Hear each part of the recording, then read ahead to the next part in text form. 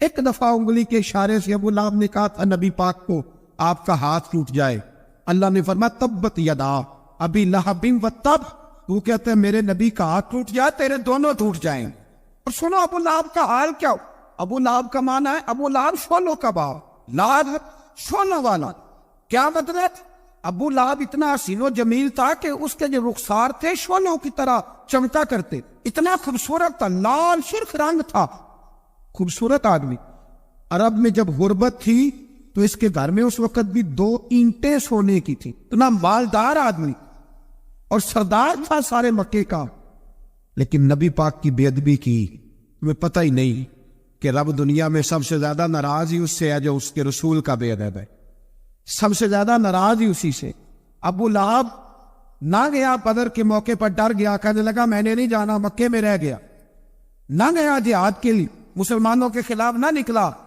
لوگوں نے بڑا اس کو لان تان کیا، لیکن کہنے لگا میرے خرچے پہ 4-5 بندے لے جاؤ، میں نہیں جاؤں گا، پیچھے رہ گیا۔ لوگ کہنے لگے بچ گیا، لیکن اس کے جسم کے اندر ایسی بیماری نکلی کہ ریشے سے بھر گیا سارا ریشے۔ اس کے بچوں نے لے جا کے ابو لہب کو پیچھے ایک حویلی تھی مکے کے باہر، اس میں بند کر دی۔ چیختا تھا، چلاتا تھا، میں بد دعا نہیں دیتا، پر اگر کلیجہ پھاڑ کے دیکھو تو دل بڑا زخمی ہے۔ میری حیات کو ٹکڑوں میں بانٹنے والے، جب تیری حیات بھی بکھرے تیری ممات بھی بکھرے، اللہ کرے اسی طرح تو بھی روئے جس طرح آج اس دھرنے میں شہید ہونے والے کی ماں روئی۔ اللہ کرے میری حیات کو ٹکڑوں بانٹنے والے، جب تیری حیات بھی بکھرے جب تیری ممات بھی بکھرے، بد دعا ہے تمہارے لیے، بد دعا ہے تمہارے لیے، جب تیری حیات بھی بکھرے تیری ممات بھی۔ بند کر دیا اس کو لے جا کے وہاں پیچھے، اور جب اس کو بند کر دیا کمرے میں تو چلاتا تھا، چیختا تھا، کوئی مجھے بچاؤ، کوئی پانی پلاؤ۔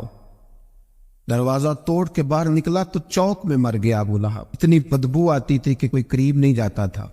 چوک میں لاش پڑی تھی، یہ ہے میت کسی بے ادب کی، منہ دکھانے کے قابل نہیں، اور اس کے دشمن پہ لعنت خدا کی، رحم پانے کے قابل نہیں ہے۔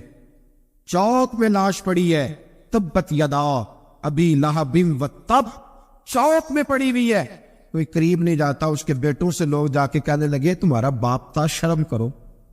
ایک ملازم کو پیسے دیے اس کے بیٹے نے، کہا گڑھا کھودو اور میرے باپ کو رسی کے ساتھ پکڑ کے اس میں پھینک دو۔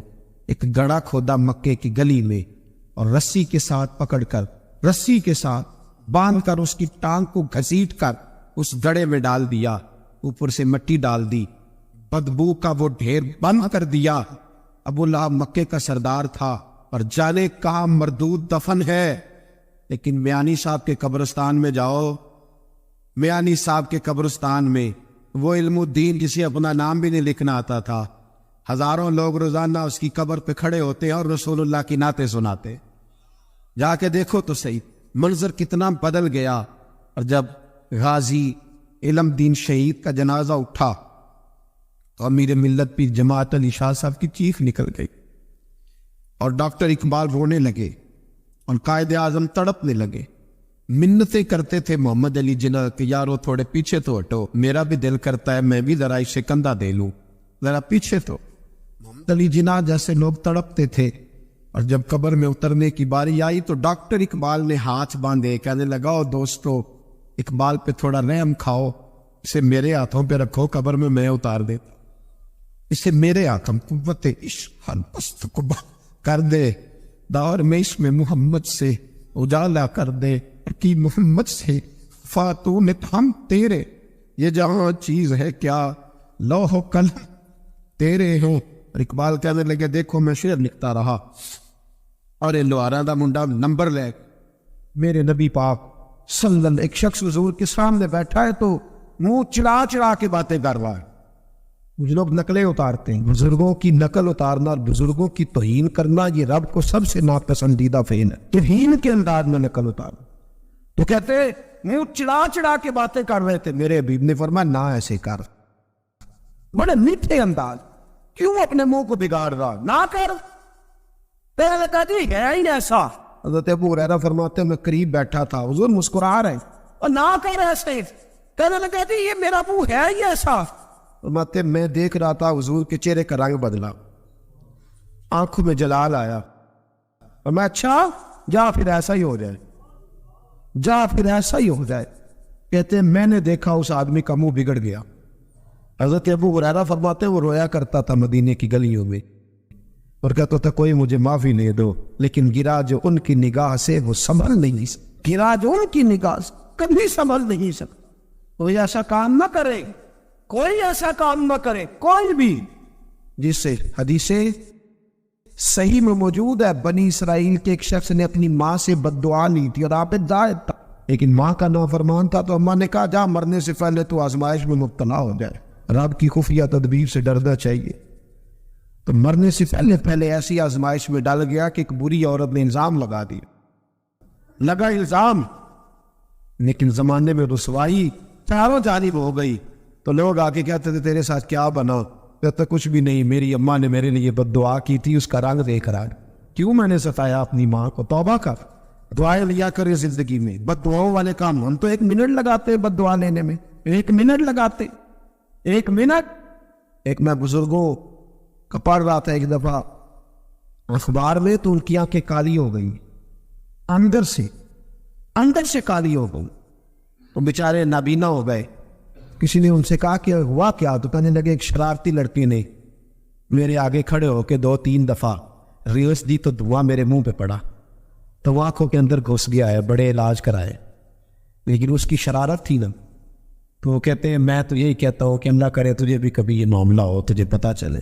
ہم نہیں، باز ہی نہیں آتے، ہم کسی کو تکلیف دینے کو کوئی موقع ہاتھ سے جانے نہیں دیتے۔ میرے عزیزو یاد رکھو، ڈھونڈا کرو کہاں کہاں کس کس کو ستا بیٹھے، کس کس کی توہین کر بیٹھے، کہاں کہاں ہم نے لوگوں کے بد دعائیں اکٹھی کی، بد دعائیں پیچھا کرتی ہیں، جس طرح دعا پیچھا کرتی ہے بد دعا بھی پیچھا کرتی ہے، وہ پیچھے پیچھے چلتی ہے، وہ تارتی ہے۔ عتبہ نے میرے رسول پاک صلی اللہ علیہ وسلم کی بے ادبی کی، حضور علیہ السلام کے چہرہ انور پر اس نے معاذ اللہ ثم معاذ اللہ تھوکنے کی ناپاک جسارت کی۔ میرے حبیب نے دعا فرمایا یا اللہ اللہم سلط علیہ کل، اللہ اس پر درندہ مسلط کر دے۔ ابو لہب کا بیٹا تھا، رات کو جب سوتا تھا تو ابو لہب 2-4 بندوں کو معاوضہ دے کے کھڑا کرتا تھا کہ نیزے لے کے کھڑے ہو جاؤ، میرے بیٹے کے قریب کوئی نہ آئے۔ توجہ ہے آپ کی؟ نیزے لے کے کھڑے ہو جاؤ۔ لوگ کہتے تو انہیں نبی بھی نہیں مانتا، اور بات ہر ایک مانتا ہے، پیغمبر بھی نہیں مانتا، تو ان کے جملے کہنے لگا میں مانوں نہ مانوں بات الگ ہے، لیکن میرا تجربہ ہے جو اس کے منہ سے نکل جاتا ہے وہ ہو جاتا ہے، جو ان کی زبان اطہر سے نکل جاتا ہے وہ۔ ایک سفر پہ جا رہے تھے، قیام کرنا تھا، سونا تھا، 4 پہیاں لگی چاروں جانب، تو بیچ میں ابو لہب نے اپنے بیٹے کی 4 پائی لگائی، بیچ میں۔ جاگ رہے ہیں آپ لوگ؟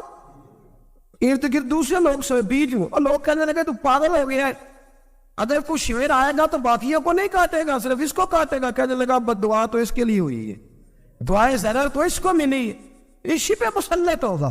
شیر آیا رات کے اندھیرے میں، لوگ تھکے ہوئے تھے، ایک بندہ جاگ رہا تھا، وہ کہتا اس نے سب کے منہ سونگھی، لیکن کسی کو اس نے تکلیف سونگتے سونگتے عتبہ تک آیا، اور لفظوں کا فرق دیکھیے گا، آیا ہے، چیرا ہے، پھاڑا ہے، ٹکڑے کیے، اس سے بکھرے کیے، لیکن ایک بوٹی بھی نہیں کھائی، مار دیا، چہرہ بگاڑ دیا، وجود کاٹ دیا، چلا گیا قتل کر کے، کھایا نہیں، ایک لقمہ بھی اس کے وجود، بھائی درندے پھاڑنے آتے کہ کھانے آتے، وہ کھایا نہیں، پھاڑ کے چلا گیا۔ تو لوگ سویرے پوچھنے لگے صحابہ سے کہ ماجرا کیا ہے؟ تو صحابہ زبان حال سے کہہ رہے تھے گستاخ کا گوشت گندا ہوتا ہے، جانور بھی نہیں کھایا کرتے، گندا ہوتا ہے، یہ میت کسی بے ادب کی منہ دکھانے کے قابل نہیں ہے، ان کے دشمن پہ لعنت خدا کی، وہ رحم پانے کے قابل نہیں ہے۔ میرے رسول پاک صلی اللہ علیہ وسلم کی زبان اطہر سے اگر کبھی کسی شخص کے لیے ایسا جملہ نکل گیا تو پھر اس نے بھی اس کا پیچھا کیا، لیکن میرے حبیب نے دعائیں ہی دی۔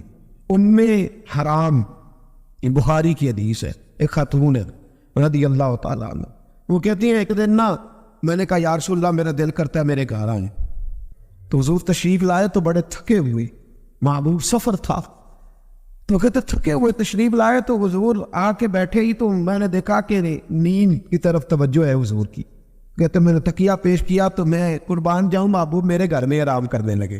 کہتے ہم سارے نظارے دینے لگے, دیکھو ہم کتنے خوش قسمت ہیں کہ ہمارے بستروں میں نور والا نور ہو گئے, ہمارا گھر بھی چمک گیا, روشنی پھیل گئی.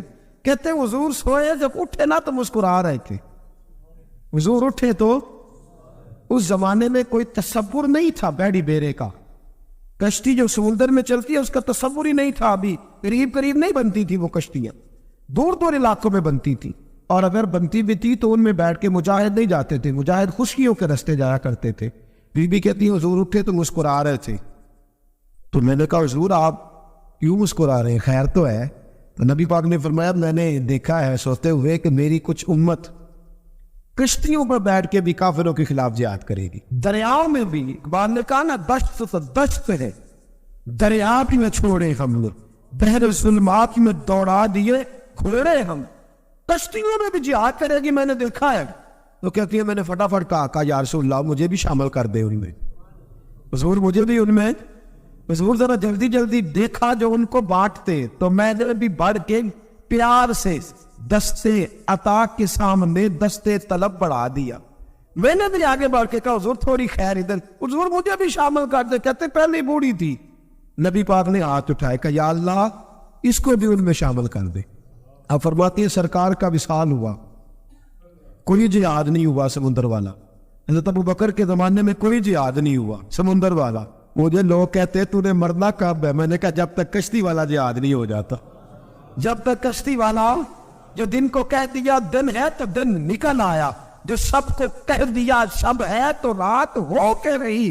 خدا نے ان کی زبان کو وہ اختیار دیا جو نکلی منہ سے ان کے وہ بات ہوئے کے رہی. پر میں جب تک کشتی والا جہاد نہیں ہوتا میں نے مرنا. تو پھر بابے کو کہنے دو نا عرش فرشتے بانگا ملیاں مکے پہ گئی شور, اور بلے شاہ ایسا نہیں مرنا. گالی میں کی بلے شاہ ایسا نہیں مرنا ہے, مر گیا ہی کوئی اور تبارت شاہ کدو مر دے جنہ کیتیاں نیک کمائیاں نے, وہ بات ہی ختم کر دی. او کدو مر دے جنہ کیتیاں نیک کمائیاں نے. حضرت سلطان باہو رحمت اللہ نے فرماتے کامن پیر انہاں دے باہو قبر جنہ دی جیوے.